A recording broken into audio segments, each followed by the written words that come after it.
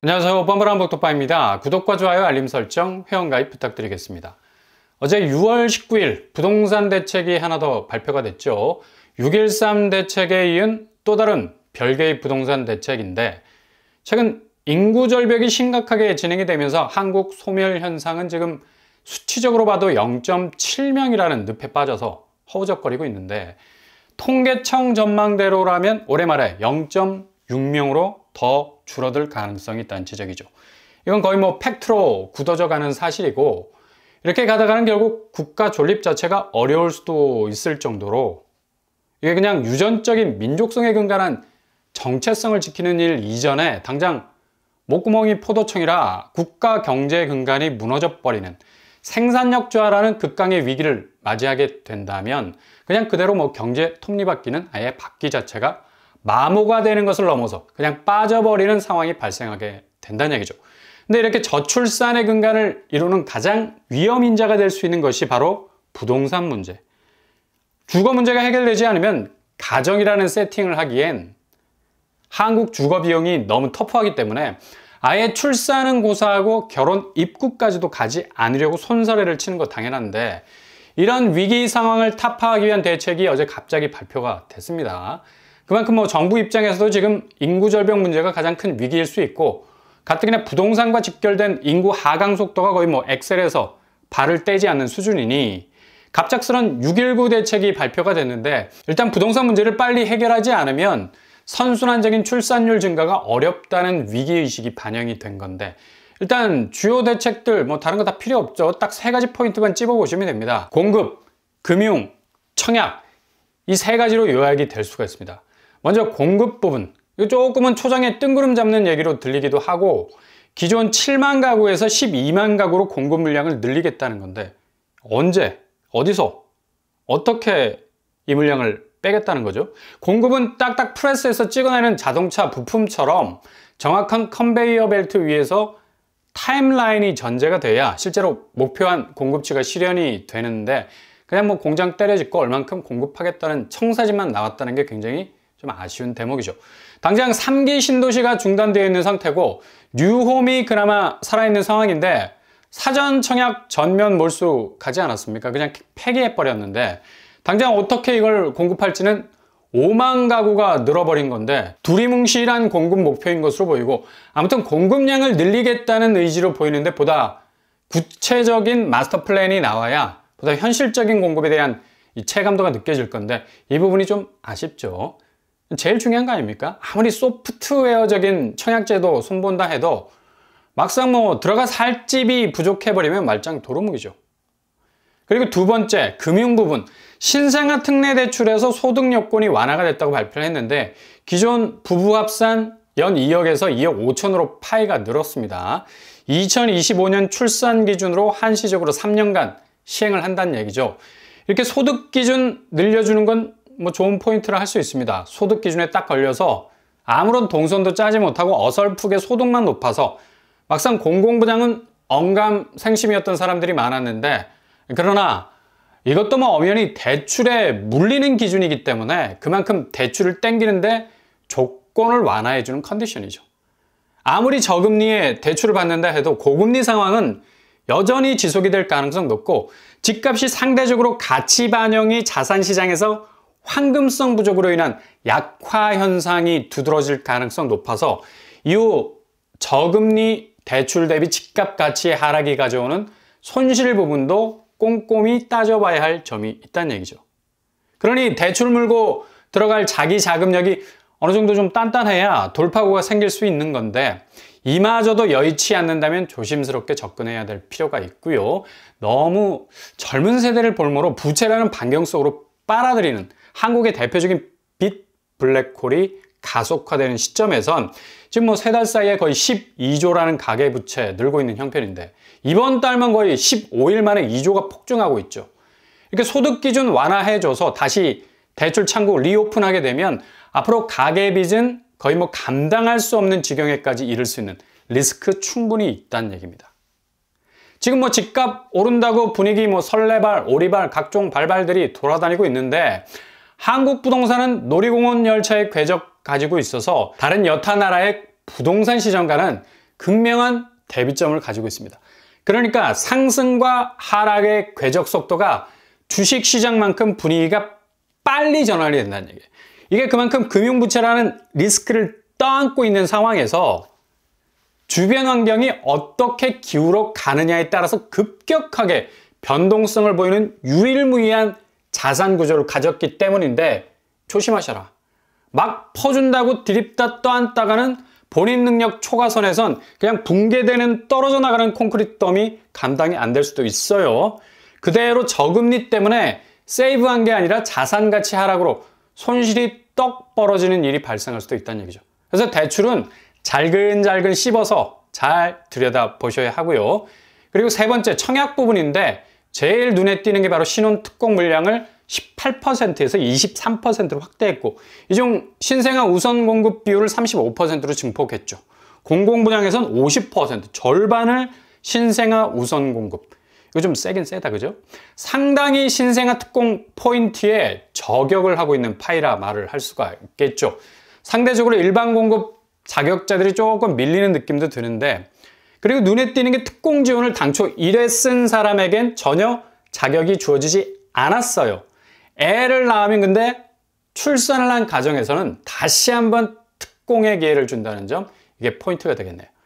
부부 다 이전 아파트 당첨 이력을 지워준다는 얘기죠. 청약에선 신생아 부분을 대폭 파일을 확대하면서 애 낳으면 다시 특공기에 생긴다는 점이 특이점인 것 같습니다. 그런데 이렇게 소폭으로 개선된 6.19 대책 보고 당장 뭐 결혼할 생각이 들 사람이 있겠습니까?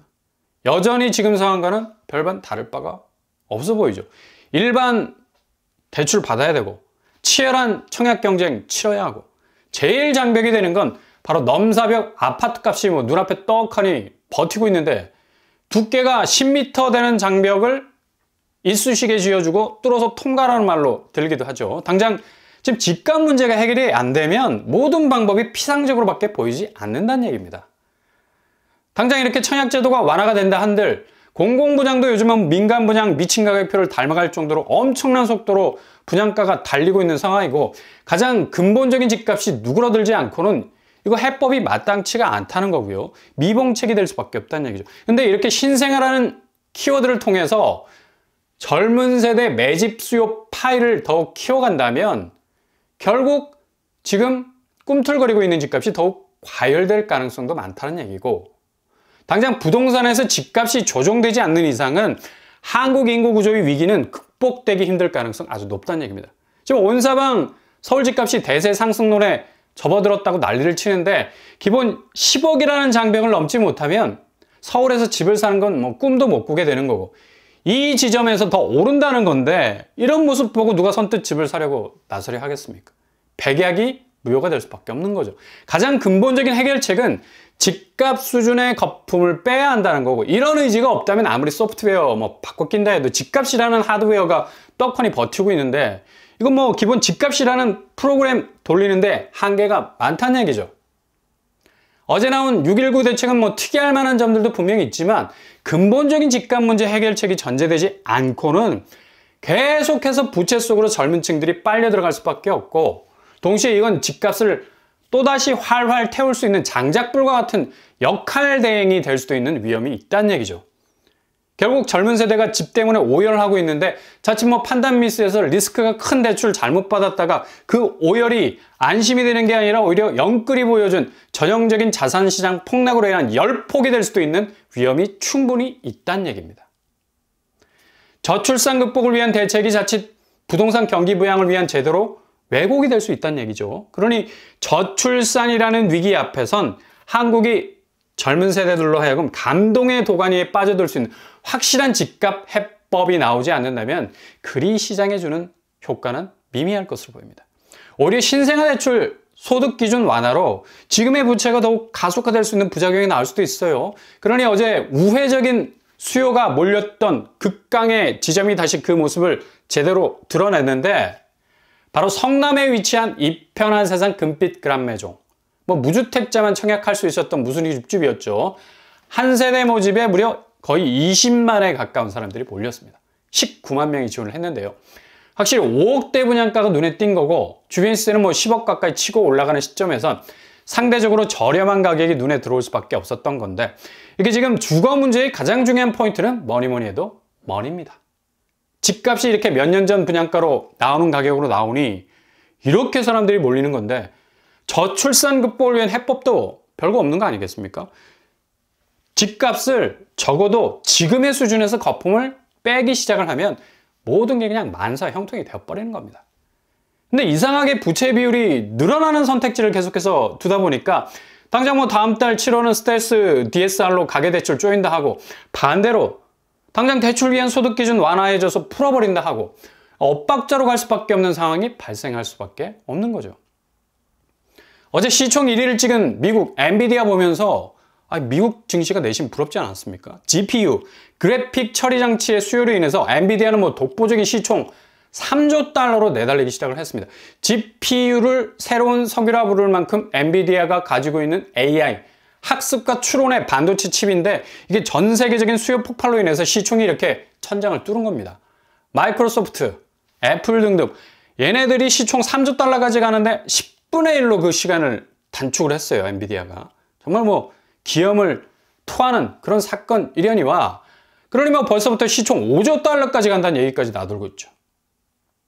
결국 이런 상승세에 대한 효과로 대만 TSMC가 뭐 찜을 당하고 그냥 저격당한 것 자체가 해피엔딩인 거죠.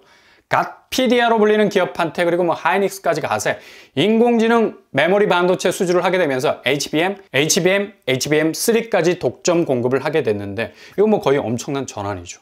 이것 때문에 또 삼성전자가 엔비디아 납품 통과 지연되면서 AI 반도체 경쟁에서 약간 후덜덜한 모습을 보이고 있는데 품질 검증을 계속 받고 있는 상황에 처해 있습니다. 이 때문에 올해 주가가 뭐 2% 오르는 것으로 그치고 말았는데 향후 이 위기를 어떻게 극복할 것인가는 관전 포인트가 될 것 같네요.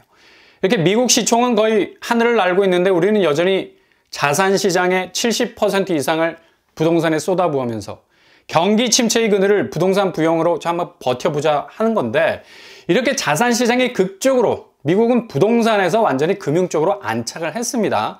그만큼 리스크가 줄었다는 거고 서브프라임 모기지 사태를 겪었던 경험이 있기 때문에 이런 대응력이 가능한 것이 확실하죠. 근데 국내 부동산은 정말 한 발 걷기가 살얼음판 상황인데도 여전히 엄청난 위기가 고조되는 그 상황에서 부동산의 자산 구치기를 하는 것도 정말 상당한 리스크가 되어서 앞으로 터질 가능성 너무나도 높다는 그런 사실이죠.